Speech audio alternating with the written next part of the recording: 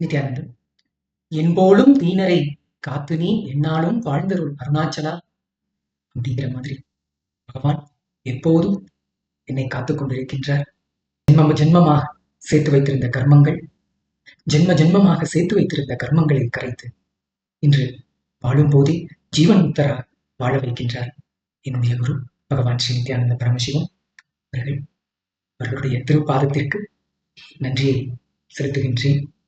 நன்றி அப்படிங்கிறது பகவான் அவருடைய திருப்பாதத்துக்கு செலுத்தும் போது நாம் வாழ்க்கையில் மற்ற அனைவரையும் வளப்படுத்துவதற்கான பொறுப்பெடுப்பதன் மூலமாகத்தான் நன்றியை காணிக்கையாக்க முடியும்.